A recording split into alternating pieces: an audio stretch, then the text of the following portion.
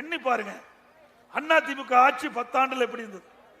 திமுக ஆட்சி இப்பொழுது வந்து 50 மாத காலம் ஆயிட்டு. இந்த ஆட்சியில என்ன திட்டங்களை செஞ்சாங்க, அண்ணா திமுக ஆட்சியில் என்ன திட்டங்கள் செஞ்சாங்க ஒப்பிட்டு பார்த்து வருகின்ற சட்டமன்ற தேர்தலை எங்களுடைய வேட்பாளரை ஆதரித்து இரட்டை சின்னத்தில் வாக்களிக்க வேண்டும் என்று அன்போடு இந்த நேரத்தில் கேட்கிறேன். நாங்கள் உரிமையோடு கேட்கிறோம், செஞ்சோம், நெஞ்ச நிமித்தி கேட்கிறோம். ஒரே ஆண்டுல 11 மருத்துவக் கல்லூரி, அரசு மருத்துவக் கல்லூரி கொண்டாந்தோம். 7 சட்டக்கல்லூரி நான் கொண்டாந்தேன். கால்நடை மருத்துவக் கல்லூரி, என்ஜினியரிங் கல்லூரி, கலை மற்றும் அறிவியல் கல்லூரி, இப்படி ஏராளமான கல்லூரியை திறந்து நம்முடைய மாணவ செல்வங்கள் குறைந்த கட்டணத்தில் உயர்கல்வி படிக்கக்கூடிய சூழ்நிலையை நாம் உருவாக்கி தந்தோம். ஒரு கல்லூரியாவது மருத்துவக் கல்லூரி கொண்டு வர முடிஞ்சதா?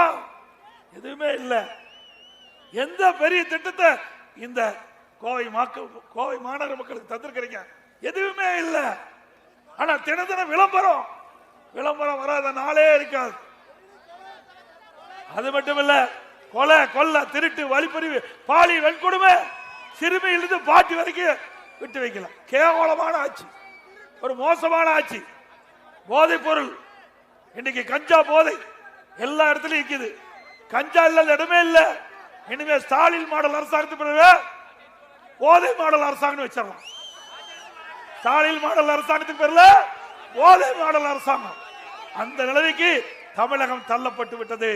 இதிலிருந்து மீட்டெடுக்க வேண்டும் என்றால் மீண்டும் அதிமுக ஆட்சி தமிழகத்திலே மலர வேண்டும்.